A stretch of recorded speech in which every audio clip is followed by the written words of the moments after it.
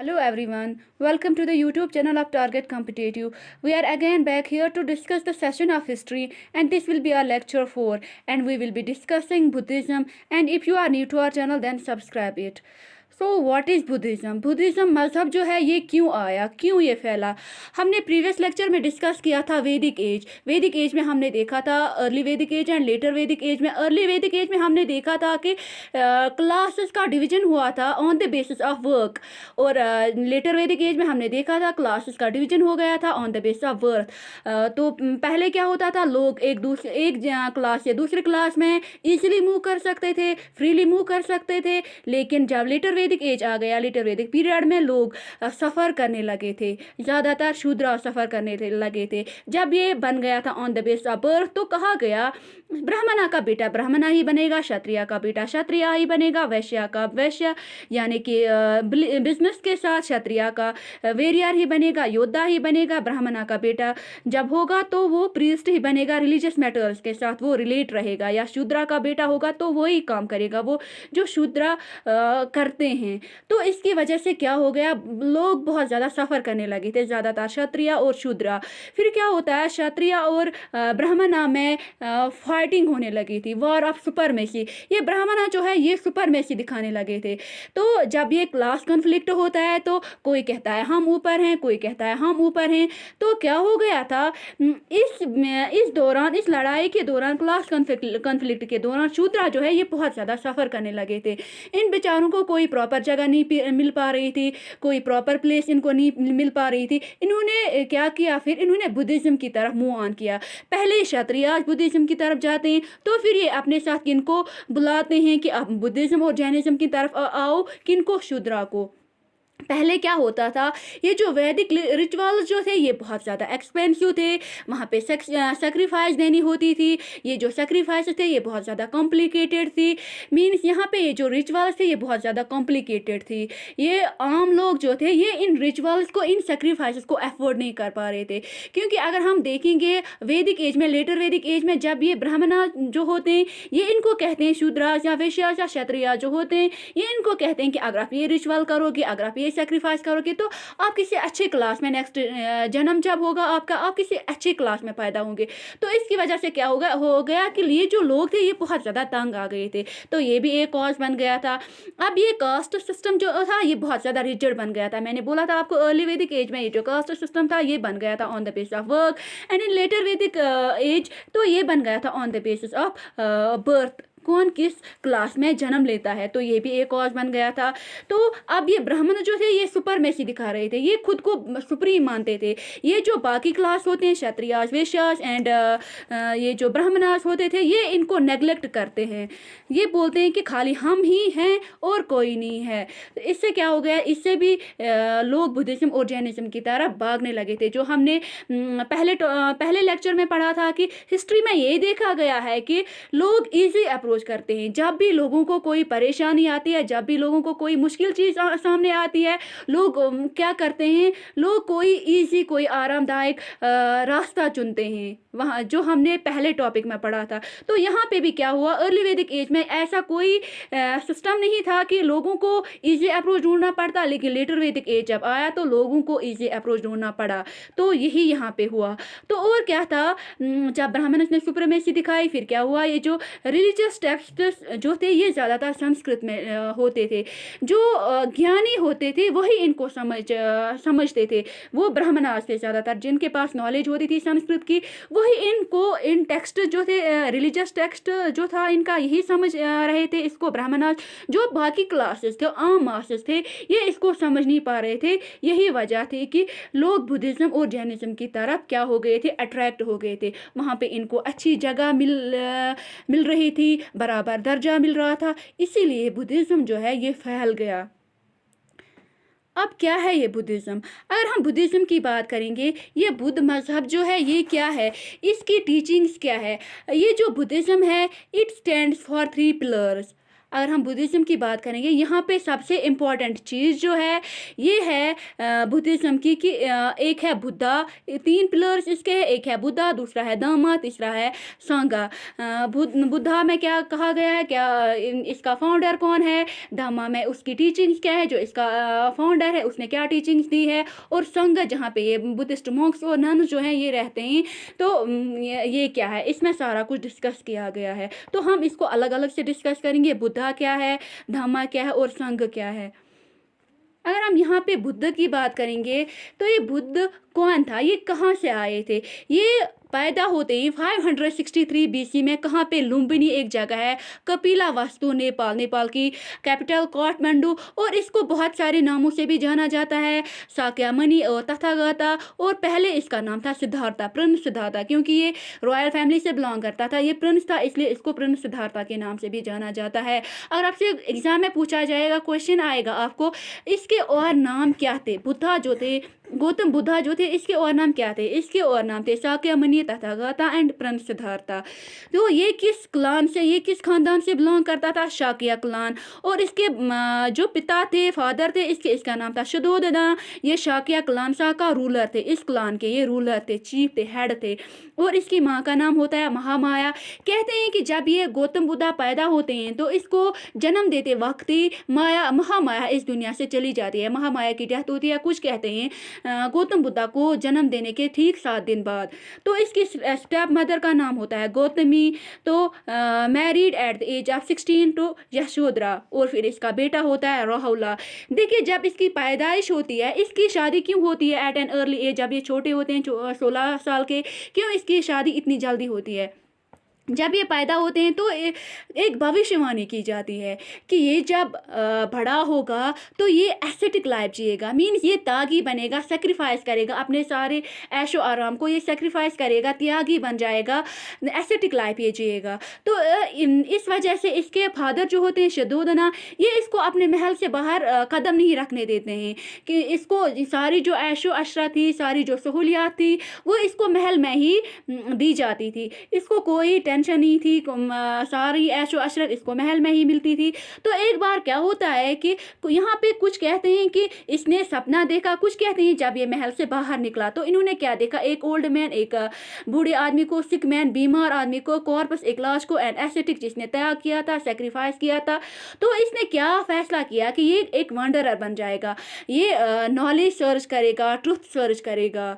तो फिर क्या हो गया कि इसने क्या किया, जब ये 29 ईयर्स का पहुंच जाता है, मीन शादी के ठीक 13 साल बाद, 16 साल की उम्र में इसकी शादी होती है, 13 साल तक इसकी शादी की ज़िंदगी जो होती है, शादीशुदा ज़िंदगी चलती है। फिर जब ये 29 ईयर्स का पहुंच जाता है, ये अपनी प्लेस को छोड़ता है, अपने घर को छोड़ता है, साथ क्या लेता है, अपने विचाना, द चैरियोटर, हिज फेवरेट हॉर्स, अपने पसंदीदा घोड़े को ये साथ लेके जाता है, जिसका नाम होता है कंथा का। Important point note it, in the search of truth, knowledge, truth, सच्चाई की तलाश में ये निकल जाता है।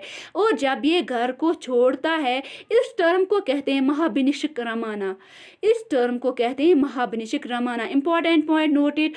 और इसको कहते हैं the great renunciation. Great renunciation means इसने त्याग किया था, इसने सेक्रीफाइस किया था अपने ऐशो आराम को, महल की ज़िंदगी को, ये एक प्रिंस था, इसने ये सारा सेक्रीफाइस किया था कि क्यों, for in the search of truth या in the search of knowledge. और ये वंडर करता है, एक जगह से दूसरी जगह जाता है, कितने ईयर्स तक, फॉर 6 ईयर्स। उसके बाद क्या होता है, ही मीडिएटेड विद अलारा कलामा, ये इसका पहला टीचर बन जाता है, अलारा कलामा। लेकिन इसको यहाँ पे लगता है कि इसको कोई खास नॉलेज गेन नहीं होती है। फिर इसके बाद क्या करता है, 6 साल तक फिर नेक्स्ट टीचर इसको बन जाता है उद्रा रामपुत्रा। यहाँ पे भी इसको लगता है कि इसने नॉलेज गेन ही की। फिर क्या होता है, after that at the age of 35, जब ये 35 ईयर्स के पहुँच जाते हैं, इनको लगता है कि मैंने निर्वाणा अटेंड किया है, एनलाइटमेंट अटेंड की है मैंने, यानी कि एनलाइटमेंट या निर्वाणा हम कह सकते हैं जब कोई बंदा ज्ञानी बन जाता है, नॉलेजेबल पर्सन। तो कहाँ पे इसको लगता है कि मैंने ज्ञान प्राप्त किया है, एट गया, गया एक जगह है, ये भी इंपॉर्टेंट पॉइंट है, एंड निरंजना रिवर। ये कभी पूछा जाता है एग्जाम में, कहाँ पे बुद्धा थे जब इनको लगा कि मैंने एनलाइटमेंट हासिल की, मैंने निर्वाणा अटेंड किया। तो वो एक जगह है गया में, कहाँ, निरंजना रिवर में। कहाँ पे, ये कहाँ पे है, ये मगाधा बिहार में है, under the people tree. People tree का दूसरा नाम है बोधि ट्री। तो जब इसने निर्वाणा अटेन किया, एनलाइटमेंट अटेन किया, नॉलेज अटेन की, ये ज्ञानी प्राप्त की इसने, तो आदमी उसके बाद क्या करता है, जब आदमी नॉलेजेबल बन जाता है, ज्ञानी बन जाता है, वो क्या करता है, वो ओब्वियसली वो तो फैलाएगा। और किसी के पास किसी चीज़ के रिलेटेड कोई नॉलेज होगी, इल्म होगा, तो वो दूसरों तक पहुंचाएगा। वही चीज़ बुद्धा ने भी की यहाँ पे। तो इसने क्या किया, delivered his first sermon at Sarnath. Sarnath एक जगह है वाराणसी में। तो यहाँ पे इसने तो यहाँ पे इसने अपना फर्स्ट सरमन डिलीवर किया था। और इसके कितने डिसिपल्स थे, 5 डिसिपल्स। Important point. तो जब इसने फर्स्ट सरमन डिलीवर किया था, इसको कहते हैं, इस टर्म को कहते हैं धर्म चक्र प्रवर्तन। इंपॉर्टेंट पॉइंट, धर्म चक्र प्रवर्तन और turning of the wheel of law. समय का पहिया जब घूम जाता है तो उसी को बोलते हैं turning of the wheel of law. अगर हम देखेंगे यहाँ पे 16 साल की उम्र में इनकी शादी होती है। 29 ईयर्स के जब ये पहुँच जाते हैं तो ये घर से निकल जाते हैं। Wanderer became a wanderer in search of truth. और जब ये 35 ईयर्स के पहुँच जाते हैं तो क्या करते हैं, नॉलेज इनको प्राप्त होती है। तो यहाँ पे कुछ टर्म्स हैं, महाभिनिष्क्रमण, वो टर्म क्या है, इन सर्च ऑफ ट्रूथ। जब ये घर से निकल जाते हैं उस टर्म को बोलते हैं महाभिनिष्क्रमण। जब इनको नॉलेज गेन होती है, फर्स्ट सरमन ये डिलीवर करते हैं, तो उसको बोलते हैं धर्मचक्र प्रवर्तन। फिर इसके बाद क्या होता है, attain Mahaparinirvana at Kushinagar in UP. जब इनकी डेथ होती है उस टर्म को बोलते हैं महापरिनिर्वाण।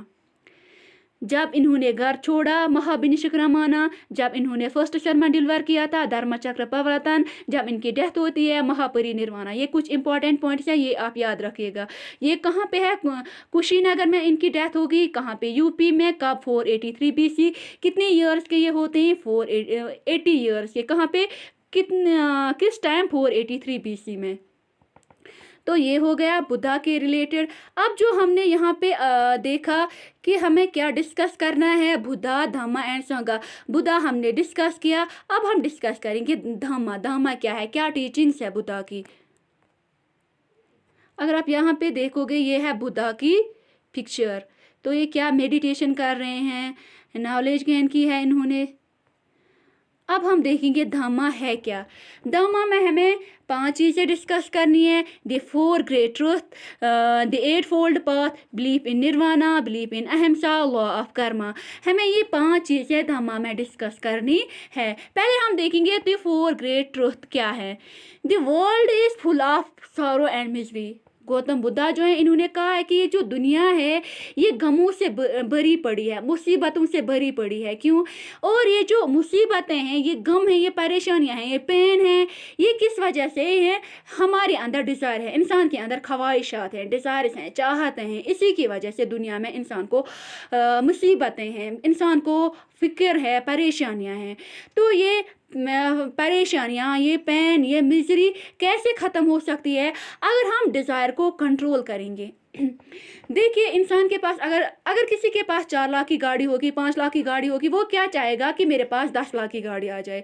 10 लाख की गाड़ी आती है, वो क्या कहेगा, मेरे पास 15 लाख की गाड़ी आ जाए। किसी के पास बैंक बैलेंस होता है 1 करोड़, वो चाहेगा मेरे पास 2 करोड़ हो, 10 करोड़ हो। मीन्स इंसान का पेट जो है, इंसान की डिज़ायर जो है, वो कभी ख़त्म नहीं होती। इंसान का पेट कभी भरता नहीं है। यानी ह्यूमन वांट्स आर अनलिमिटेड। हमारी जो वांट्स होती है, हमारी जो डिज़ायर्स होती है, वो अनलिमिटेड होती है, वो कभी भी पूरी नहीं होती है। तो इसी की वजह से अगर हमें पेन और मिजरी को ख़त्म करना है तो हमें अपने डिज़ायर को ख़त्म करना है, कंट्रोल करना है। तो वो जो डिज़ायर हैं वो हम कैसे कंट्रोल करेंगे। पेन और मिजरी को हम कंट्रोल करेंगे अगर हम डिज़ायर को कंट्रोल करेंगे। लेकिन डिज़ायर को हम कैसे कंट्रोल करेंगे, डिज़ायर को हम कंट्रोल कर सकते हैं अगर हम बुद्धा की 8 फोल्ड पाथ को फॉलो करेंगे। वो 8 फोल्ड पाथ क्या है, ये यहाँ पे ये हम डिस्कस करेंगे। ये 8 फोल्ड पाथ क्या है, यहाँ पे देखिए आप। बुद्धा ने कहा है right faith, right action, right thought, right livelihood, right efforts, right speech, right remembrance, right concentration. देखिए, राइट फेथ अगर जैसे हम अल्लाह की इबादत करते हैं या भगवान की पूजा करते हैं, तो हमें उस चीज़ में सच्चा विश्वास होना चाहिए। हमें कोई चीज़ अल्लाह से मांगनी होगी, भगवान से मांगनी होगी, उस पे हमें राइट फेथ होना चाहिए, भरोसा होना चाहिए, सच्चा विश्वास होना चाहिए।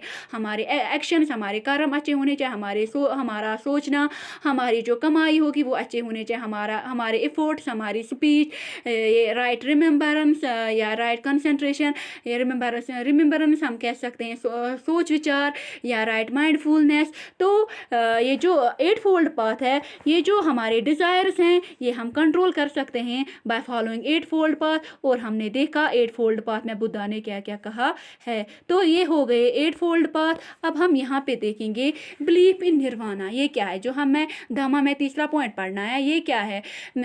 इसमें कहा गया है कि when desire ceases, rebirth ceases and nirvana is attend.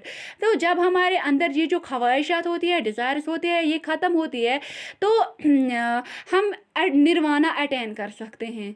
तो अगर हम इनका मानना है कि अगर हम इस जन्म में हमारी कोई डिज़ायर्स नहीं होगी, तो हमें अगला जन्म क्यों लेना पड़ेगा। तो ये बन जाता है यहाँ पे हमारा तीसरा पॉइंट कि हम निर्वाणा कैसे अटेन कर सकते हैं, जब हम डिज़ायर्स को कंट्रोल करेंगे। फिर आप फोर्थ पॉइंट बिलीव इन अहिंसा। अहिंसा हम बोल सकते हैं नॉन वायलेंस, या हमें टू मेंटेन पीस मेंटेन करना, उसको हम बोल सकते हैं अहिंसा या नॉन वायलेंस। तो यहाँ पे क्या कहा गया है, one should not cause injury to any living being, चाहे एनिमल हो, मैन हो, नोइंगली और अननोइंगली, जानबूझकर या अनजाने में हमें किसी को चोट नहीं पहुँचानी चाहिए, दुख नहीं देना चाहिए। तो ये है अहिंसा। और फिफ्थ पॉइंट है law of Karma. Law of Karma में क्या कहा गया है कि man reefs the fruits of his past deeds. देखिए, जैसा हम कहते हैं कि जो हम बोएंगे वही हम काटेंगे। अगर हमने कोई ये पेड़ लगाया होगा जिसका फल तीखा होगा, जिसका फल हम नहीं खा सकते, खाने के लायक नहीं होगा, तो हम ये कैसे कह सकते हैं, हम ये कैसे मान सकते हैं कि हमने कोई ऐसा पौधा लगाया जिसका फल हम नहीं खा सकते हैं। तो उससे मीठा फल उगेगा। हम जैसा बोएंगे वैसा हम काटेंगे। तो ये हो गया हमारा दम्मा। अब है हमारा ये जो दम्मा भी डिस्कस हो गया। अब है हमारा सांगा। सांगा क्या है, order of the Buddhist Monks and nuns. ये एक जगह है जहाँ पे बुद्धिस्ट मॉन्क्स और नन्स रहते हैं, ये हम डिस्कस करेंगे सांगा में। सांगा में कंसिस्ट्स ऑफ बुद्धिस्ट, जिनको हम कह सकते हैं भिक्षुस, शरमनाज और नन्स, जो ये फीमेल्स होती है। मॉन्क्स को हम भिक्षुस और शरमनाज भी कह सकते हैं। Bhikshus acted as a torch bearer of the Dhamma. देखिए, जब गौतम बुद्धा इस दुनिया से जाते हैं, तो इसके बाद ये जो बुद्धिज्म मजहब है, इसको आगे फैलाने के लिए कौन काम करेंगे, यही भिक्षुस। तो ये क्या काम करते हैं, ये एक्ट करते हैं as a torch bearer of Dhamma. ये जो धम्मा होती है, गौतम बुद्धा की टीचिंग जो होती है, ये लोगों तक कौन फैलाने लगे, अब यही मॉन्क्स। तो ये जो वर्शिपर्स जो होते थे, इनको उपासकास भी कहते थे। ये इंपॉर्टेंट पॉइंट है। इसके बाद हमारा जो नेक्स्ट ये है वो है बुद्धिस्ट काउंसिल्स। इंपॉर्टेंट, इसमें से हर साल SSC CGL में क्वेश्चंस पूछे जाते हैं। देखिए, पहले SSC CGL में क्वेश्चंस पूछे जाते थे फर्स्ट बुद्धिस्ट काउंसिल कब हुआ, कहाँ पे हुआ। लेकिन अब ये भी पूछे जाने लगे, ये क्वेश्चंस भी, चेयरमैन कौन था, किंग कौन था। अब हम यहाँ पे सेफ रहेंगे अगर हम देखेंगे किस ईयर में किस जगह पे चेयरमैन कौन था, किंग कौन था। तो इनमें से अगर कोई भी क्वेश्चन आएगा तो हम वो आसानी से कर सकते हैं। तो फर्स्ट बुद्धिस्ट काउंसिल जो है, ये 483 BC में क्या बिठाया गया। देखिए, जब 483 में गौतम बुद्धा की डेथ हो गई थी, तो गौतम बुद्धा तो अब रहे नहीं, अब बुद्धिस्ट टीचिंग्स को कौन आगे लेके जाएगा। तो इसीलिए बुद्धिस्ट काउंसिल बुलाई गई थी। कब, 483 में। कहाँ पे, राजगृह एक जगह है। तो राजगृह एक जगह है किसके चेयरमैनशिप के अंडर, महकसापा एक बंदा होता है इसी की चेयरमैनशिप के अंडर। और राजा कौन होता है, राजा अजातशत्रु। सेकंड बुद्धिस्ट काउंसिल कब बुलाया गया, 383 BC। इसके 100 साल बाद, बहुत आसान है, आपको याद रहेगा, इसके 100 साल बाद। कहाँ पे, वैशाली में। किसके अंडर, साबाकामी के अंडर। और किंग कौन होता है, कालासुका।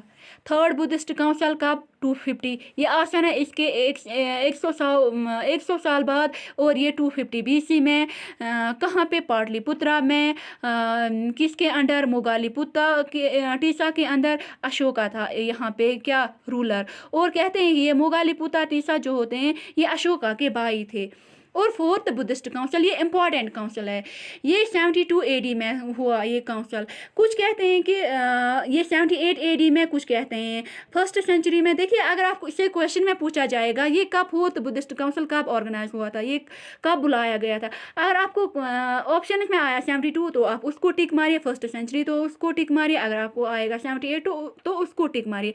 ऑप्शन के हिसाब से आप वहाँ पे देखिए कहाँ पे कुंडलावन कश्मीर, किसके चेयरमैनशिप के अंडर, वासुमित्रा, और किंग कौन होते थे, कनिष्का। उस टाइम पे किंग कौन थे, कनिष्का। देखिए ये क्यों, ये फोर्थ बुद्धिस्ट काउंसिल जो है ये क्यों इम्पोर्टेंट था। यहाँ पे ये जो बुद्धिज्म है ये डिवाइड हो गया था Mahayana and Hinayana. Important point noted, ये इसी दौरान जब फोर्थ बुद्धिस्ट काउंसिल बुलाया गया तो इसी में बुद्धिज्म जो है ये 2 सेक्टर्स में डिवाइड हो गया था, महायाना एंड हिनायाना। वो हम आगे डिस्कस करेंगे महायाना क्या है और हिनायाना क्या है। ये हो गए बुद्धिस्ट काउंसिल्स। अब हम देखेंगे बुद्धिस्ट लिटरेचर। ये बुद्धिस्ट लिटरेचर किस में था, ये था पाली लैंग्वेज में। देखिए हमने पढ़ा कि ये जो लिटरेरी एज में जो लिटरेचर था वो किस में था, संस्कृत में था। वो आम लोग जो थे, कॉमन मासेस जो थे वो उसको समझ नहीं पा रही थी। लेकिन यहाँ पे ये जो बुद्धिस्ट लिटरेचर था जो था ये पाली लैंग्वेज में था, प्राकृत लैंग्वेज में था। ये कॉमन मासेस, आम लोग जो थे ये इसको अच्छे से समझ पा रहे थे, तो ये इसको अच्छे से पढ़ रहे थे। ये इनके लिए एक प्लस पॉइंट था। तो ये बुद्धिस्ट स्क्रिप्चर जो थे पाली लैंग्वेज में थे और इनको क्या कहा जाता है, त्रिपिटकास। त्रिपिटकास और सुतकास, SUTKAS, हाँ, इनको त्रिपिटकास और सुतकास भी कहा जाता है। That is 3 fold basket. 3 fold basket में क्या आएगा, विना पितक, विनाया पितक, सुता पितक एंड अभिधामा पितक।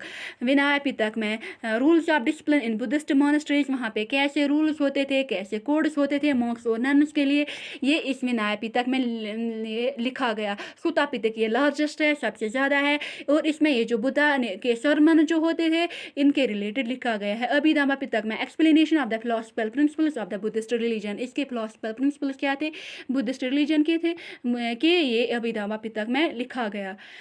अब है कॉजेज फॉर द डिक्लाइन। देखिए मैंने आपको अभी बोला ये जो हिनायाना एंड महायाना 2 सेक्टर्स बन गए थे कब, फोर्थ काउंसिल में, जब कश्मीर में ये बुलाया गया था। तो ये हिनायाना एंड महायाना है क्या। Hinayana believes in original teachings of Buddha and it was spreaded and patronized by Ashoka. देखिए अगर आप यहाँ पे आपको याद होगा थर्ड बुद्धिस्ट काउंसिल तब कौन थे यहाँ पे, किंग अशोका। कहाँ पे बुलाया गया था, यहाँ पे पाटलिपुत्र में। देखिए यहाँ पे अगर आप इसको ऐसे भी याद रख सकते हैं, राज एंड वैशाली कहाँ पे गए, पाटलिपुत्रा एंड कश्मीर, ये आपको याद रहेगा ऐसे। तो थर्ड बुद्धिस्ट काउंसिल में कौन किंग होता है, अशोका। आप यहाँ पे देखिए मैं आपको बोल रही थी हिनायाना एंड महायाना। तो हिनायाना जो है ये स्प्रेड किया और पैट्रनाइज किया किसने, अशोका ने। कहाँ तक, इंडो चाइना तक, सिलोन जिसको श्रीलंका भी कहा जाता है। और ये किस लैंग्वेज में था, पाली लैंग्वेज में। महायाना में क्या है, महायाना बिलीव्स, ये जो इसके बिलीवर्स थे they believe in idol worship. और ये कहाँ कहाँ पे स्प्रेड किया गया था, चाइना तक, कोरिया तक। और लैंग्वेज क्या थी इसकी, संस्कृत। देखिए जब ये इन्होंने महायाना ये जो सेक्ट बन गया था, इन्होंने लैंग्वेज रखी थी संस्कृत, तो ये एक क्या बन गया था, ये एक कॉज बन गया था for the decline of Buddhism. हम यहाँ पे डिस्कस करेंगे। अब पहला पॉइंट, करप्शन इन बुद्धिस्ट संघास। ये भी एक पॉइंट बन गया था कि इसका डिक्लाइन क्यों हुआ। ये जो बुद्धिस्ट संघास में जो ये मोक्ष एंड नन्स रहते थे ये करप्ट हो गए थे, ये लेते थे गोल्ड सिल्वर पैसे वैसे, तो इसकी वजह से भी लोगों में क्या हो गया था, लोग यहाँ से भाग रहे थे अब नेक्स्ट रिलीजन की तरफ। और रिफॉर्म इन हिंदुइज्म, ये भी एक पॉइंट बन गया था। डिवीजन अमंग बुद्धिस्ट जो हमने अभी पढ़ा है, हिनायाना एंड महायाना। हिनायाना में पाली लैंग्वेज थी, ये लोगों को अच्छी तरह से समझ आ रही थी। लैंग्वेज इसमें बन गई थी संस्कृत। तो लोग जब लेटर वैदिक से पा के आए थे तो अब जब यहाँ पे इनको वही चीज़ मिल रही थी तो ये यहाँ पे क्या करेंगे फिर। यूज ऑफ संस्कृत लैंग्वेज जो मैंने बोला, patronage, Brahmanism, Buddha worship, Huna invasion. Huna invasion में आप देखेंगे कि Huna leaders like Toramana and Mihirakula जो थे 6th सेंचुरी BC में इन्होंने इन्वेजन किया था। और जो टर्किश इन्वेडर्स थे इन्होंने 12th सेंचुरी में यहाँ पे इन्वेजन किया था। ये मुस्लिम इन्वेजन जब हुआ था 1712 AD में, वो हम आगे मिडिवल इंडिया में वाला पोर्शन जब हम लेंगे तो उसमें हम अच्छे से पढ़ेंगे मुस्लिम इन्वेजन के बारे में। जब ये इन्वेजन होते हैं, ह्यूना इन्वेजन, मुस्लिम इन्वेजन, तो क्या हुआ उस टाइम पे बहुत ज़्यादा लड़ाइयाँ होती थी। और ये जो बुद्धिज़्म मजहब जो था, मैंने अभी बोला, ये किस में ज़्यादातर बिलीव करते थे? नॉन वायलेंस में। ये नॉन वायलेंस में ज़्यादातर बिलीव करते थे। ये खून खराबा नहीं चाहते थे। लेकिन जब ये इन्वेजन होते थे तब वार होते थे। ये जो लोग होते थे जो इन्वेजन करते थे दे लाउड वॉरफेयर। और ये जो बुद्धिस्ट होते थे ये इसको टॉलरेट नहीं कर पा रहे थे, इस नॉन वायलेंस को। तो जब बुद्धिस्ट इसको नॉन वायलेंस को टॉलरेट नहीं कर पा रहे थे, ये जो किंग्स होते थे इनके, ये अब इनको टॉलरेट नहीं कर पा रहे थे। तो यही वजह बन गई थी, इसका सवाल आने लगा। फिर क्या हुआ, entry of women into Buddhist monasteries, ये भी एक वजह बन गया था, ये भी एक कॉज बन गया था। फिर जब राजपूत आ गए थे यहाँ पे तो ये एक इम्पॉर्टेंट पॉइंट बन जाता है for the decline of Buddhism. जो मैंने अभी बोला, ये वॉर नहीं चाहते थे, लेकिन ये जब ये जो राजपूत थे या ह्यूना इन्वेजन जब होता है या मुस्लिम इन्वेजन जब होता है, ये वॉर चाहते थे। तो ये भी एक पॉइंट बन जाता है। फिर क्या हुआ कि जब ये इन्वेजन होते थे, ये जो बुद्धिस्ट मॉन्क्स जो होते थे इनको क्या करना पड़ा, फिर एजाइलम लेना पड़ा, शेल्टर लेना पड़ा, कहाँ पे? नेपाल एंड तिब्बत में। और एंड में क्या हुआ, बुद्धिज़्म मर गया था यहीं पे जहाँ पे इसने जन्म लिया था, इंडिया में इसने अपना बर्थ लिया था। तो इंडिया में ही ये यहाँ पे ख़त्म हो गया था। तो अगर हम देखेंगे आज करंट का, हम थोड़ा सा देखेंगे बुद्धिज़्म जो है इसके बारे में हमने पढ़ा। Founder Gautam Siddharth Buddha 563 to 483 BC कहाँ पे बॉर्न किया? नेपाल लुम्बिनी में। तो फाउंडेड इनका फाउंड किया इसको 528 BC में। तो अब ये यहाँ कहाँ पे फॉलो किया जाता है? अगर हम नेबरिंग कंट्रीज़ की बात करेंगे, चाइना में, तिब्बत में, नेपाल में, भूटान में, वियतनाम में, म्यांमार में, थाईलैंड और जापान में भी किया जाता है, श्रीलंका में भी, मंगोलिया में भी, कोरिया में भी। तो इन जगहों पे ये प्रीच किया जाता है, माना जाता है इस बुद्धिज्म मजहब को। अगर हम इसके सैक्रेड टेक्स्ट के बारे में बात करेंगे, त्रिपिटका जो मैंने अभी बोला, जिनको सुतकाज भी बोलते हैं, इसमें क्या है? कलेक्शन ऑफ बुद्धास टीचिंग, इनको सुतकाज भी बोलते हैं।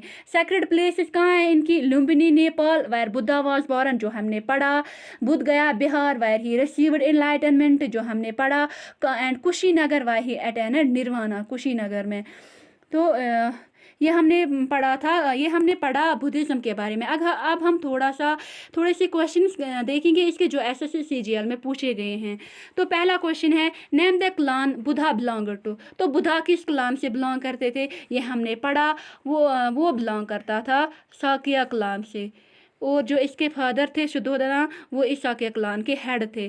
तो दूसरा क्वेश्चन ये भी SSC CGL में पूछा गया है, bull in Buddhism is associated with which event of Buddhas life. तो ये बुल है बुद्धिज्म में, ये किस इवेंट के, बुद्धा की किस लाइफ की इवेंट के साथ ये एसोसिएट किया गया है? Great departure, enlightenment, birth and Mahaparinirvana. तो ये एसोसिएट है बर्थ के साथ। तीसरा है, Ashoka called the third Buddhist council at Magadha Pataliputra Kalinga Sarnath. जो मैंने अभी बोला था, हमने पढ़ा था वैशाली एंड पहले हमने देखा था यहाँ पे। अगर हम देखेंगे Vaishali, Rajgriha, first Buddhist council Rajgriha, मैंने आपको अभी बोला। राज एंड वैशाली कहाँ पे जाते हैं? पाटलिपुत्रा एंड कुंडलावन कश्मीर। तो पहला है राजगृह, दूसरा है वैशाली, तीसरा है पाटलिपुत्रा, चौथा है कुंडलावन कश्मीर। तो यहाँ पे ये जो अशोका होते हैं इन्होंने कहाँ पे थर्ड बुद्धिस्ट काउंसिल किया? वो है Pataliputra.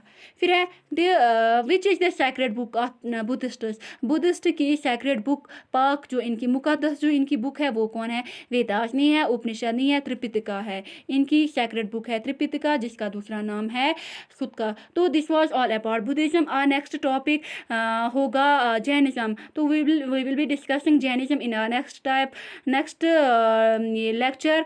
Till then, bye bye.